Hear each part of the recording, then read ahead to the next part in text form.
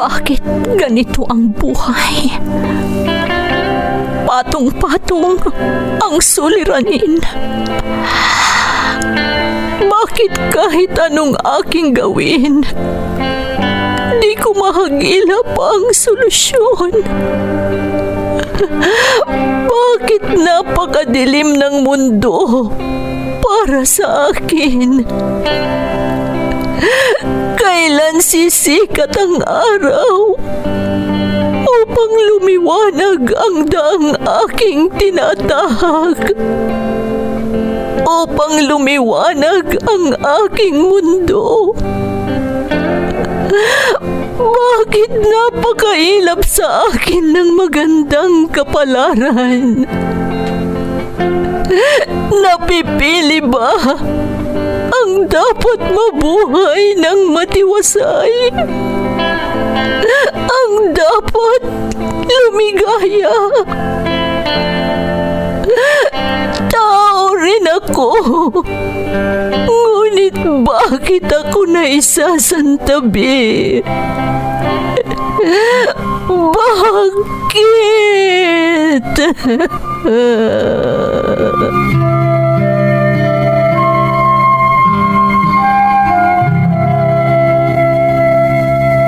Puno ang mundo ng suliranin.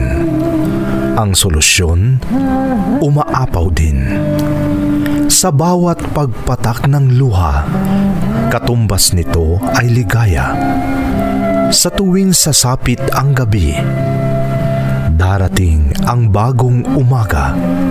At sa tuwing tayo ay nadarapa, sa ating pagtingala, may malalakas na bisig na handang humatak sa ating muling pagtindig. Bakas ng lumipas.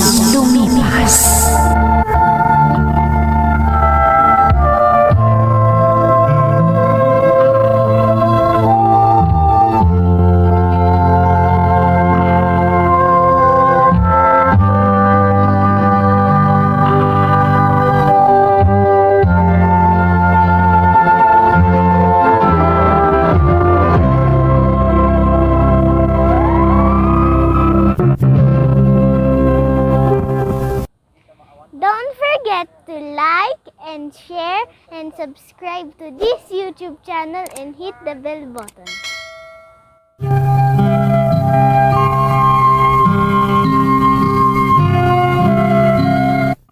Magandang araw sa inyong lahat. Ang kwentong bibigyan natin ng buhay ngayon ay hango sa karanasang ipinadala ni Ilang na ngayon ay nasa Malaysia. Ganito ang isinasaad ng kanyang liham. Dear Ate Emmy, itago mo na lang ako sa pangalang Ilang. Nandito ako ngayon sa Malaysia. 2015 ako dumating sa bansang ito. Minsan lang ako nagbakasyon sa Pinas dahil nataon na pandemic na ang susunod ko sanang bakasyon. Pero okay lang sa akin dahil kung ako lang ang masusunod kahit hindi na ako uuwi. Naisip ko lang kasi ang kapatid ko. Kung bakit ko nasabi ito ay siyang mabubunyag sa pagbabahagi ko ng aking kasaysayan.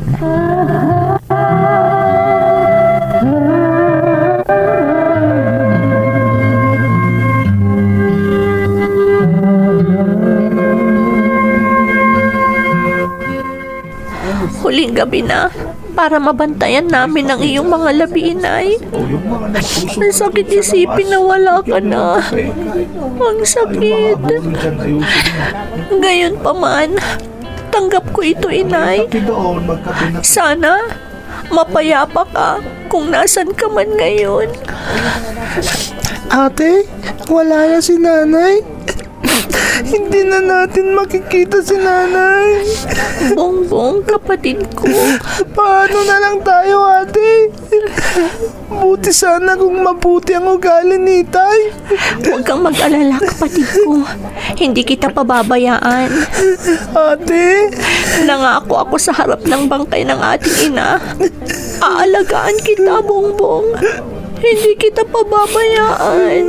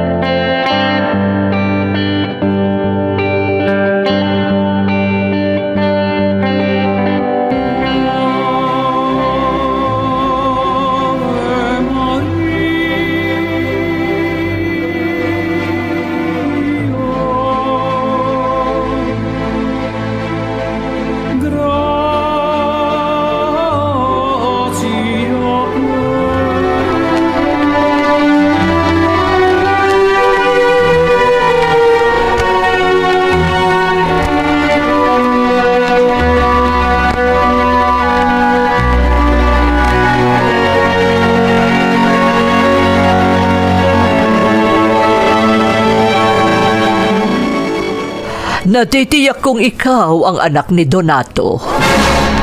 Ha? Sino po kayo, Ale?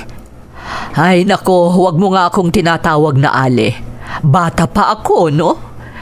Ipaliliwanag ng ama nyo kung sino ako. Ha?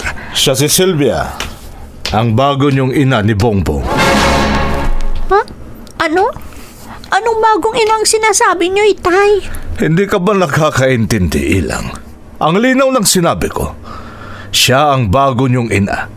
Ibig sabihin, si Sylvia ang bago kong asawa. Ano? Kalilibing pa lang ng nanay? Ngayon, nag-uwi ka na ng bagong asawa? Bakit ganyan naman ang ginagawa mo, Itay? Bakit?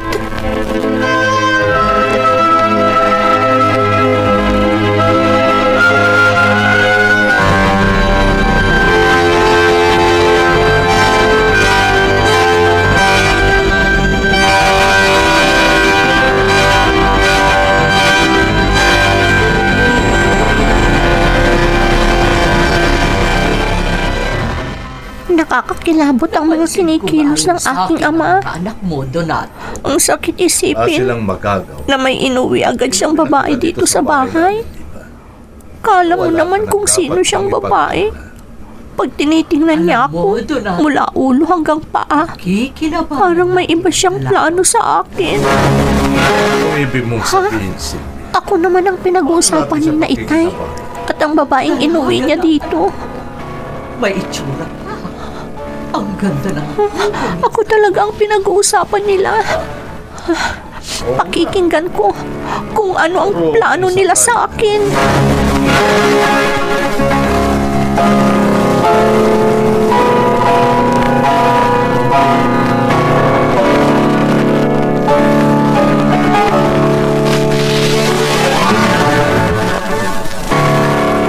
mas mabuti kung huminto ka na lang sa pag-aaral mo, Ilang. Ha? Ano? Bakit naman po, Itay? Kolehiyo na ako. Bigla niyo akong patitigilin sa pag-aaral. Dahil wala rin namang silbi. Siguradong makikipag-asawa ka rin pagdating ng araw. Ha? At kapag nangyari na yan, hindi na kita mapapakinabangan. Kaya mabuti ngayon pa lamang, mapakinabangan na kita. Ano pong ibig niyong sabihin, Itay? Tumigil ka na sa pag-aaral. At sumama ka na lang kay Sylvia doon sa club. Ano? Sumama ka na lang sa club para kumita ka ng pera. Nang sa ganon, mapakinabangan pa kita.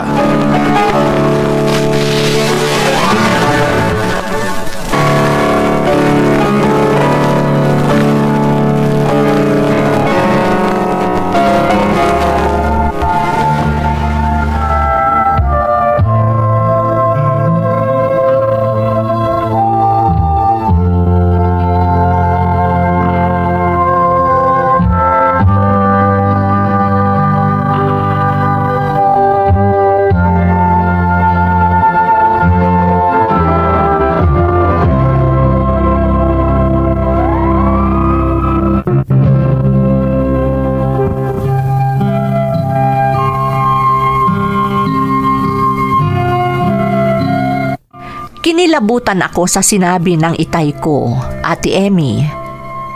Ngayon pa lang ako nakakita ng magulang na mas gusto pang sirain ang kinabukasan ng anak niya kesa pagandahin sana.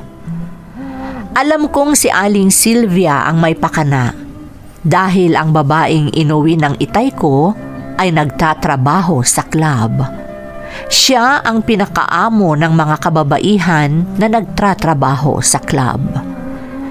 Ang hindi ko matanggap ay bakit pumayag si Itay sa gusto ni Aling Sylvia.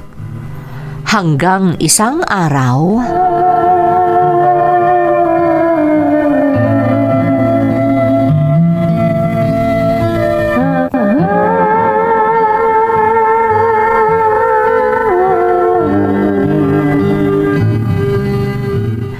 alam kong nahihirapan ka sa pera dahil hindi ka binibigyan ng itay mo, Ilang.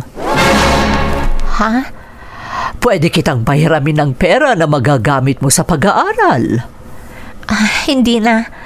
Ayaw kong gamitin sa pag-aaral ko ang perang galing sa inyo. Ang yabang mo naman, Ilang. Akala mo, kaya mo nang tumayo sa sarili mong paa?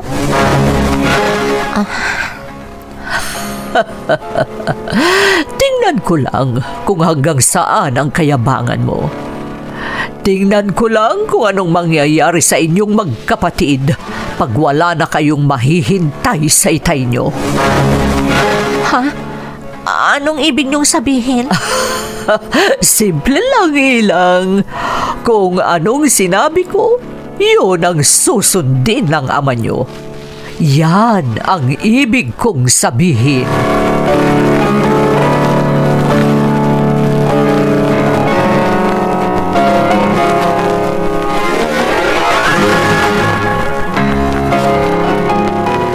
Ate Ilang, may project akong kailangang bilhin para sa eskwelahan.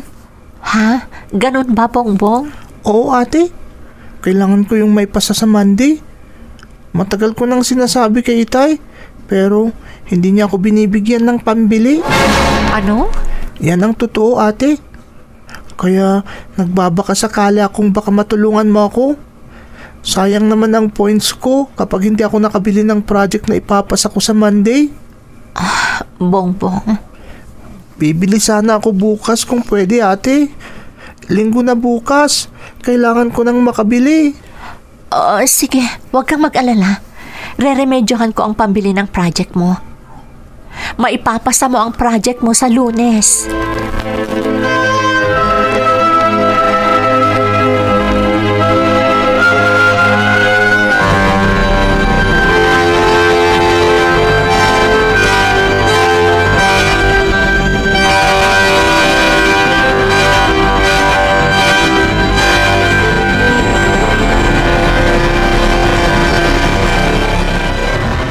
Anong sinabi mo, Apo?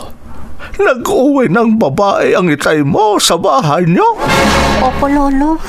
Napakawalang hiyang lalaki ng ama niyo. Bakit kanya lang ginawa niya? Hindi ko po alam, Lolo. Ang sabi niya, yun daw ang kapalit ni Inay. Talagang walang hiyang lalaki yun. Hindi na siya nahiya sa inyong magkapatid. Hindi pa nga kayo nakapagbabang luksa pero may kapalit na agad ang nanay niyo? Ang totoo, Lolo, bago pa sumapit ang ika-40 araw ng pagkamatay ng aking ina, dinala na ni Itay ang babae niya sa bahay. Ano? Bakit ngayon mo lang sinabi yan, Apo? Ngayon lang kasi ako nakapunta dito, Lolo. Alam niyo naman, wala na si Inay. Kaya ako na lang ang nag-aalaga sa kapatid ko. Ay, Ilang, Apo ko. Kung hindi lang ako masyadong gipit, baka hindi pa ako makapunta dito, Lolo. Ha? Pero, pumunta ako dito para humingi ng tulong nyo. Kailangan namin ng pera kasi hindi na kami binibigyan ni Itay. Ano? Bakit? Responsibilidad niyang buhayin kayo bilang kanyang mga anak. Pero bakit hindi niya kayo binibigyan ng pera? Meron kasi siyang gustong ibang mangyari, Lolo. Makinig po kayo. Sasabihin ko sa inyo.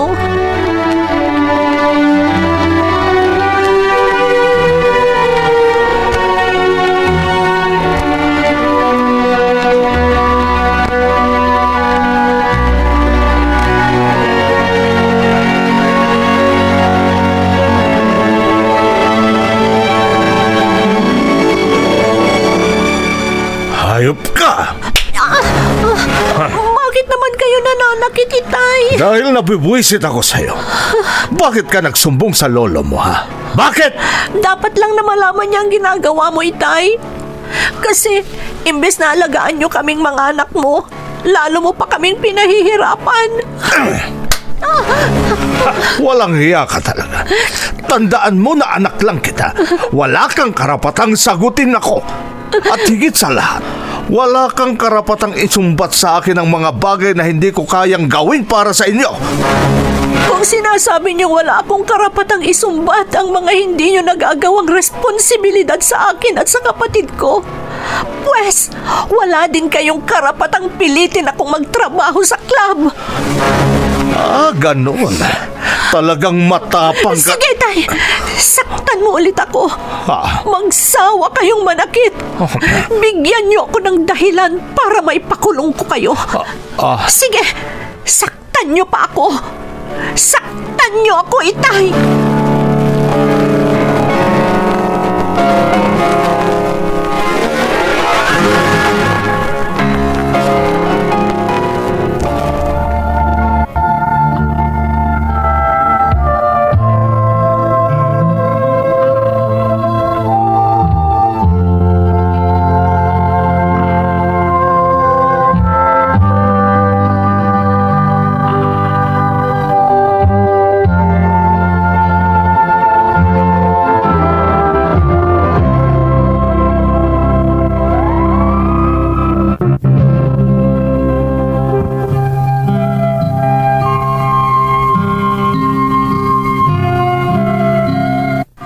Sumabog lahat ang hinanakit sa aking dibdib, Ate Emmy, kaya hindi ko napigilang sumagot at sumbatan ang aking ama ng mga sandaling yon.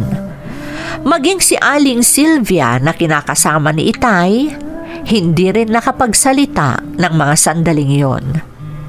Iyak nang iyak ang kapatid ko nang makita niya kami, lalo na noong sinasampal ako ng Itay. Wala akong ibang matakbuhan kung hindi ang lolo ko na tatay ni Itay. At para mailigtas kaming dalawa sa masamang gawain ni Itay, pinatira kami ng lolo ko sa bahay niya para maipagpatuloy namin ng kapatid ko ang aming pag-aaral.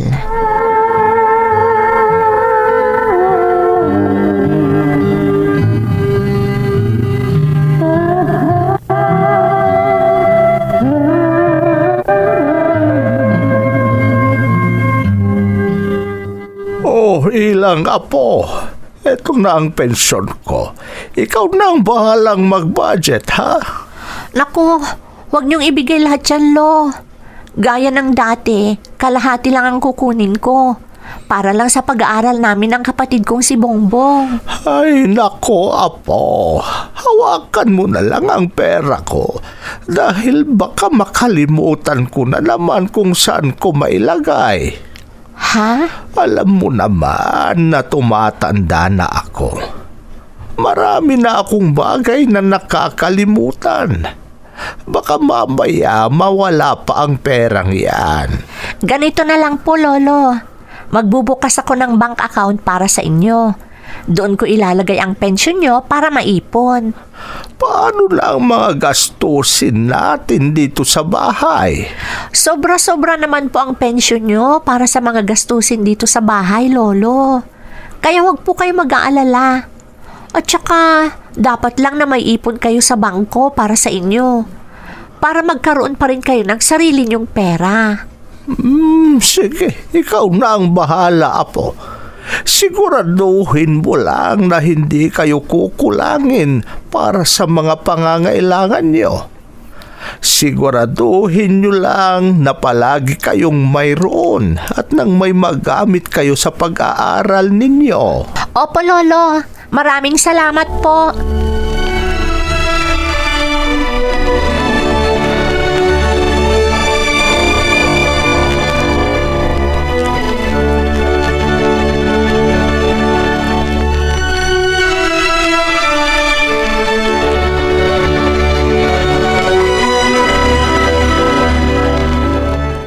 Wala ba talaga kayong balak bumalik ng kapatid mo sa bahay?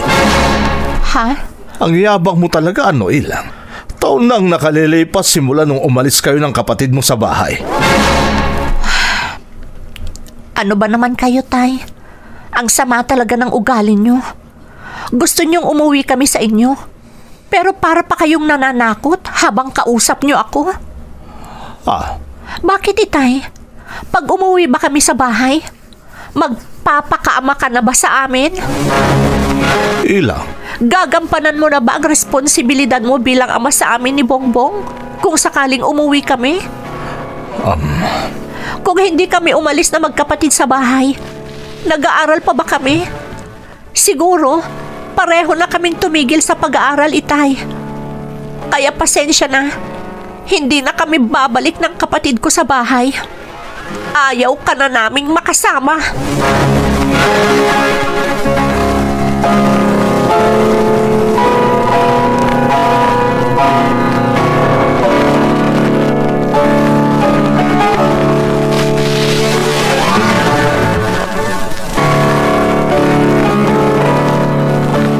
Ate, palagi daw nag-aaway si Itay ngayon at ang kinakasama niyang si Aling Silvia.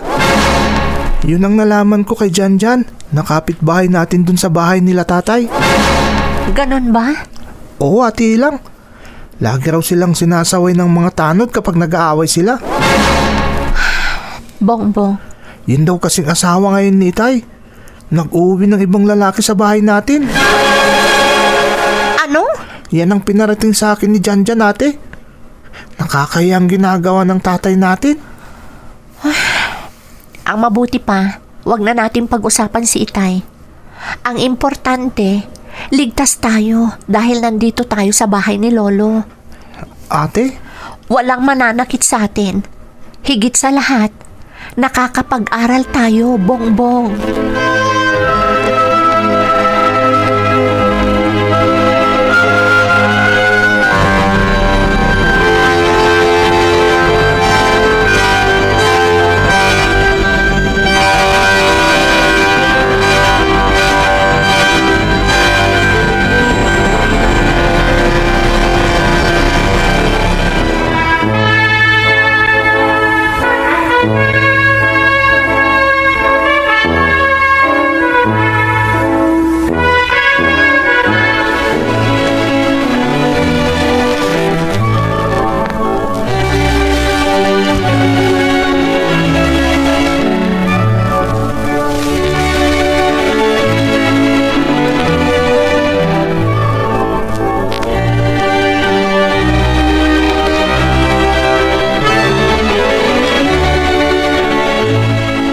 Ngayong nakapagtapos ka na ng kolehiyo, Apo, ano nang balak mo?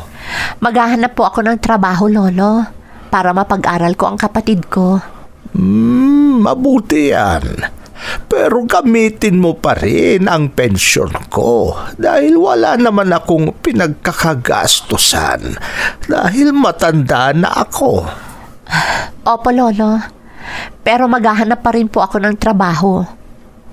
At kung hindi po ako pala rin, balak ko pong mag-abroad. Ikaw ang bahala, Apo. Pero malalayo ka nga lang sa kapatid mo. Yan po ang iniisip ko, Lolo. Baka ma-homesick ako sa abroad. Pag-isipan mong mabuti ang desisyon mo, Apo. At ako naman, handa akong tulungan ka at ang iyong kapatid.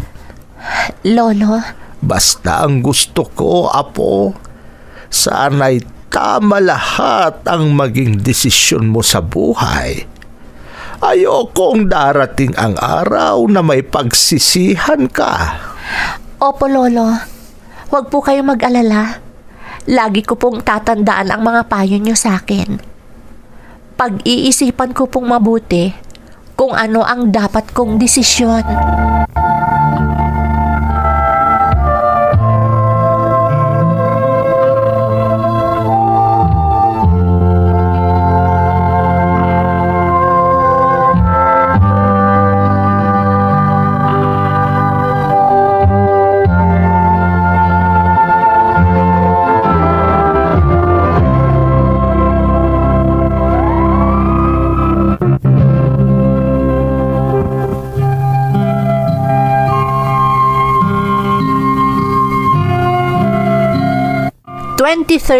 Noong nakapagtapos ako, Ate Emmy, nagtrabaho ako dito sa bansa natin ng 1 taon.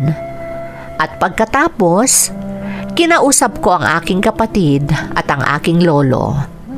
At noong 2015, nang ibang bansa na ako. Swerte ako dahil ang mga amo ko dito sa Malaysia ay mabait at nakapagtagal ako sa kanila. Nagbakasyon ako noong 2017 at hindi ko inaasahan na magpapakita sa akin ang aking ama. Pero sa halip na kasabikan niya ako, humingi lang siya ng malaking halaga para daw sa negosyo. Hindi ko na dapat binigyan si Itay, pero dahil isinumbat niya ang mga nagastos niya sa aming magkapatid, binigyan ko na siya para wala ng away, lalo na't nagalit na si Lolo sa ginawa ni Itay. Hanggang ngayon, sa tuwing tumatawag ang tatay ko, humihingi pa rin siya ng pera at hindi man lang ako tinatanong kung kumusta na ba ako dito. Pero para lang makaiwas sa problema, pinapadalhan ko na rin siya. Maayos naman ang buhay ko, ng lolo ko at ng kapatid ko ate. At malapit na ring magtapos si Bongbong. Ito ang aking kwento. Lubos na gumagalang, Ilang. Ilang, una sa lahat, salamat sa pagbabahagi mo ng iyong karanasan. Sa totoo lang, naaawa ako sa inyong magkapatid dahil nagkaroon kayo ng amang bukod sa iresponsable na, ay wala pa ring silbi. Pasensya ka na sa mga salitang ginamit ko, pero yan talaga ang angkop para sa kanya. Mabuti na lang at naalagaan kayo ng lolo nyo. Dahil kung hindi ko na alam kung ano ang kinahinatnan nyo. Pero ito ang lagi mong tatandaan. Huwag kang mawalan ng pag-asa. Manalig ka sa lumikha. Dahil gaya nga ng paniniwala ng karamihan, itinataas ng Diyos ang naaapi. Muli, maraming salamat sa pagbabahagi ng iyong kwento dito sa ating programa. Bakas ng Lumipas. Di mabubura